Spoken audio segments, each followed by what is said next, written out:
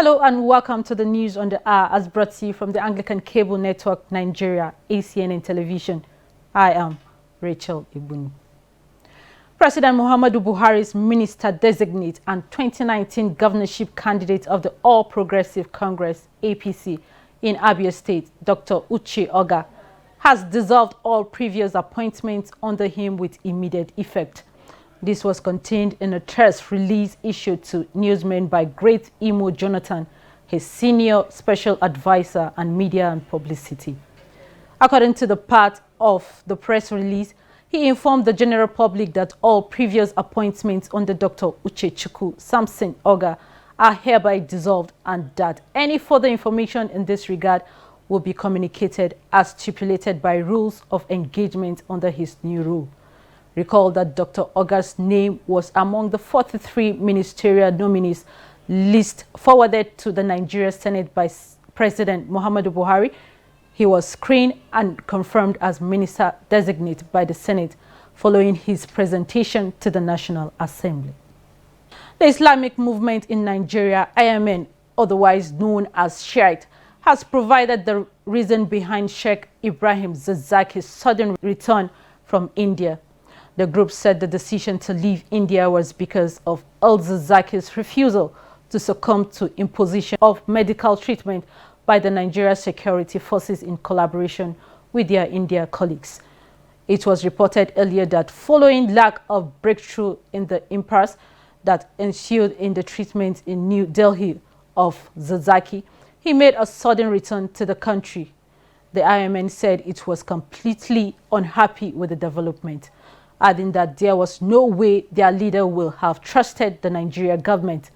Shiite, in a statement signed by Ibrahim Musa, its media forum president, it added that the impasse was sequel to the refusal of the Sheikh to succumb to imposition of medical treatment by the Nigerian security forces in collaboration with their Indian colleagues.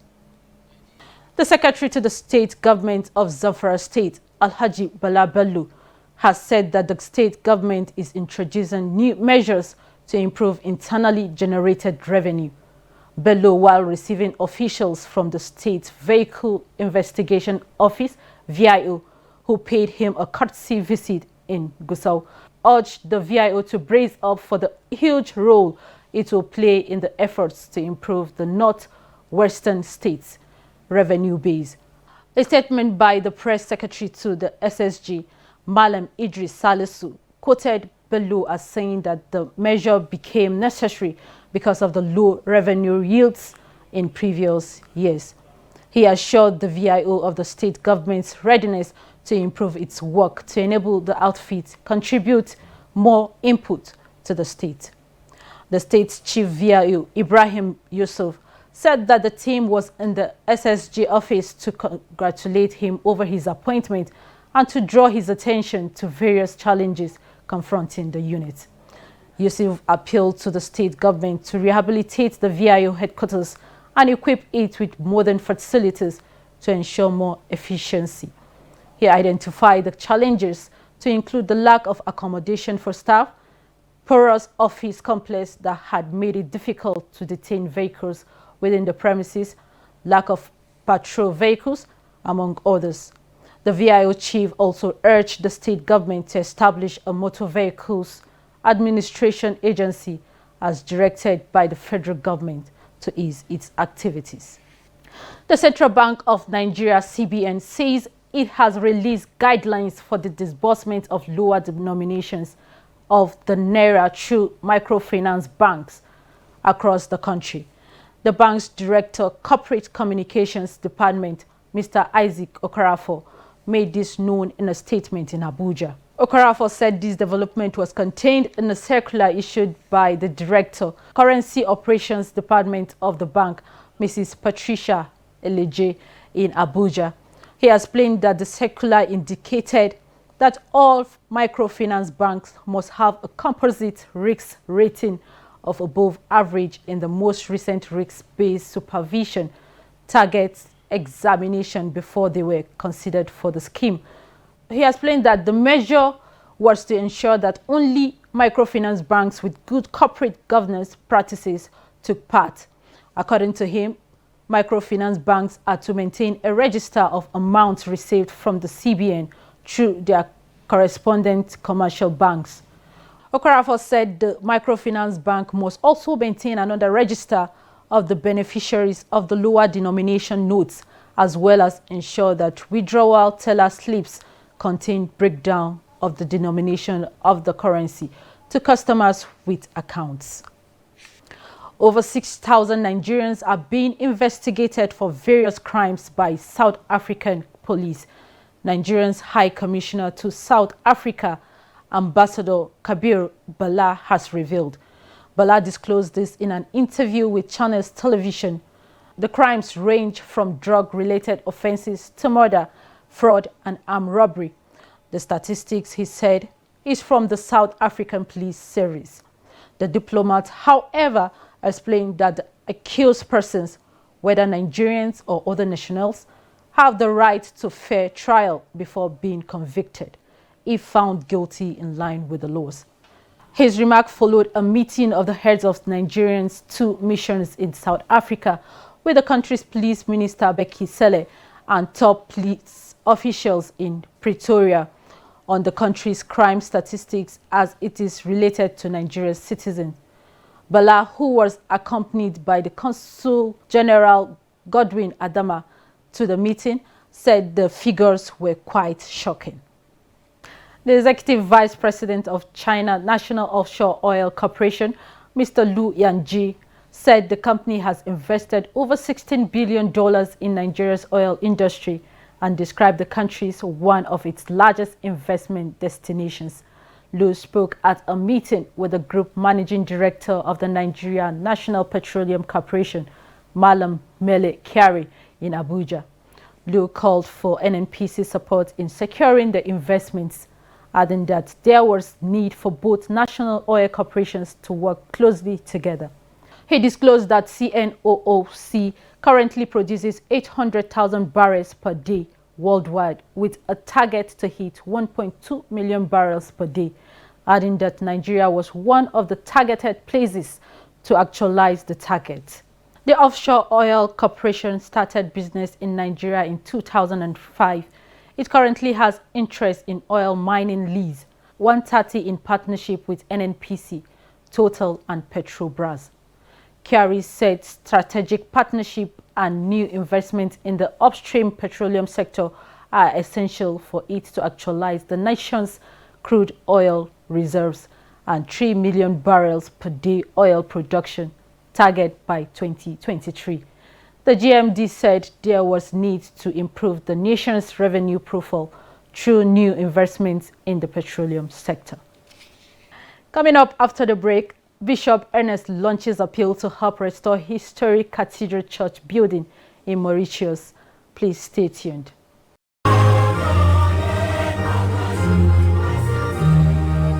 Ajayi Crowther University admission has commenced. Programs on offer include undergraduate, postgraduate, part-time, HND conversion, foundation and pre-degree in faculties of law, humanities, education, natural sciences, social sciences and management sciences. Our tuition is affordable and payable in 3 installments. Visit the university website at www.acu.edu.ng for online application, screening and admission letter. Given our state-of-the-art facilities, well-equipped library, decent learning environment and distinguished lecturers. Apply now by logging on to www.acu.edu.ng.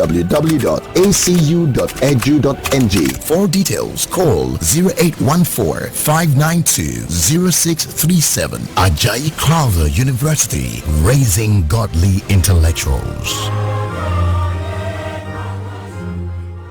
Thanks for staying tuned. For more on our top stories, please visit our website at acnntv.com or youtube.com/ACNNTV. And to be up to date with our news and other programs, download the ACNN app for Android from Google Play Store. And now to the international news. The Bishop of Mauritius and former primate of the Anglican Church of the Indian Ocean, Archbishop Ernest, has helped launch an appeal to restore the Cathedral of St. James the mother church of the Diocese of Mauritius, which has been closed for the past year. The appeal aims to raise funds towards the restoration of the 160-year-old building, which has gradually been falling into disrepair with damage to its roofs and internal structures. The Archbishop, who will take up his new role as the director of the Anglican Center in Rome later this year, said that the cathedral has been used as a place of prayer since 1832. He is optimistic that rebuilding will be an opportunity to give a second birth to the holy place, which is part of the national heritage of Port Louis. Originally built as a power magazine in 1740, the cathedral was constructed during the French occupation of Mauritius and was later given to the Anglican community on the island. Rather than build a new church, the building was altered to incorporate a worship place and church steeple. The building was so strong it withstood various storms and hurricanes and was used as a shelter for the local community. Today, it continues to offer help to the marginalized around the city. Dean of St. James Cathedral, Very Reverend Brian Adeline, has expressed that the deterioration in the building can cause a huge public hazard. He also confirmed the building has been closed down since May 2018 and that evaluation has begun to know the course of repairs. More than a dozen workers remain missing after a landslide in southwest China buried a section of railway that was under repair. According to state media, the 17 missing people were carrying out maintenance work on the track when the hill above them gave way. China Daily reported. Rescue operations are underway with 11 workers pulled from the rubble that buried 70 meters of tracks. The area has been hit by several landslides this summer as massive rains caused hills in the mountainous region to collapse. Elsewhere in China, a wet summer has claimed lives. Last week, at least 18 people were killed in a landslide triggered by torrential downpours in the coastal city of Wenzhou as Typhoon Lekima pounded cities along China's eastern seaboard. In July, at least 42 died in a landslide which buried a village in Guizhou province with a thick torrent of mud burying 22 houses.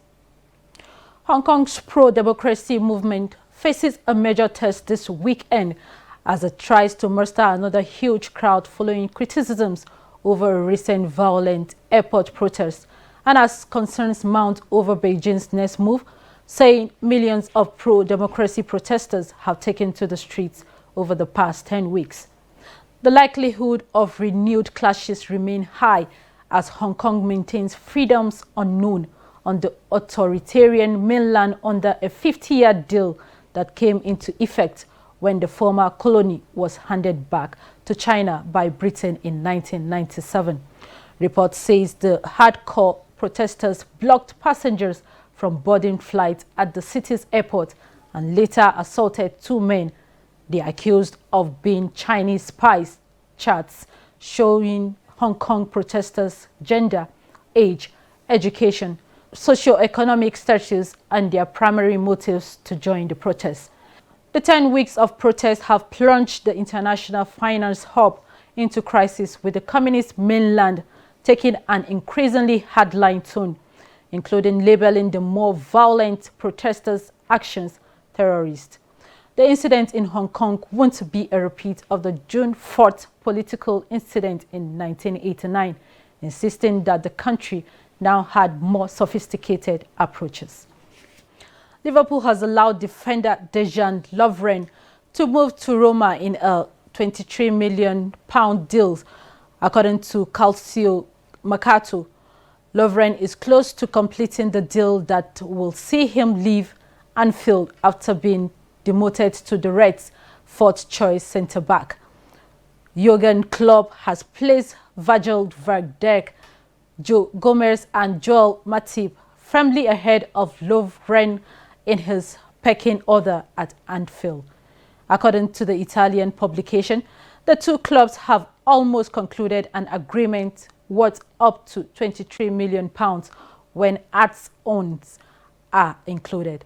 The Croatian international has made 170 appearances for Liverpool, having joined in a £20 million move from Southampton in 2014. Injuries and the strong performances of Matip, Van Dijk and Gomez saw the Croatian limited to just 18 appearances in all competitions last season. He is yet to make a first-team appearance this season for the Reds after being left out of club squad for the league opener against Norwich and Wednesday's UEFA Super Cup. And that's it on the news on the hour, as brought to you from the Anglican Cable Network Nigeria. Thank you for watching. I am Rachel Igbun.